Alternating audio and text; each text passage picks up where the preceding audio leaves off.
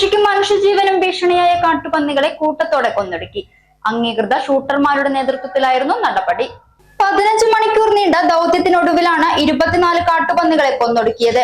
ഒറ്റപ്പാലം നഗരസഭയിലെ വരോട്, പനമണ്ണ, കണ്ണിയമ്പുറം, മായന്നൂർ പാലം പരിസരം, കോരോത്തുപറമ്പ്, ആപ്പേപ്പുറം, ആഴിക്കലപ്പറമ്പ്, കിഴക്കേക്കാട് തുടങ്ങിയ വിവിധ പ്രദേശങ്ങളിലായിരുന്നു വേട്ട നടന്നത്.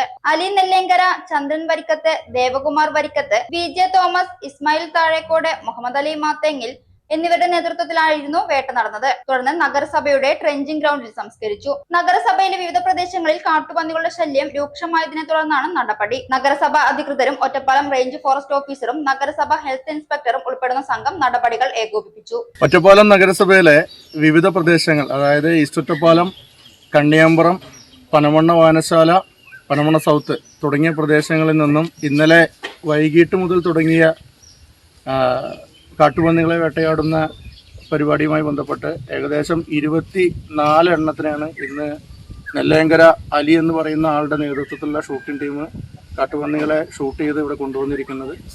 നിരവധി തവണയായി ഒറ്റപ്പാലം നഗരസഭാ പ്രദേശത്ത് ഈ കാട്ടുപന്നികളുടെ ആക്രമണം നടത്തി ഈ കൃഷിയെല്ലാം നശിപ്പിക്കുന്നു എന്ന് പറഞ്ഞ് വീണ്ടും മുഖ്യമന്ത്രിക്കടക്കം പരാതികൾ പോയ സാഹചര്യം ഉണ്ടായിരുന്നു.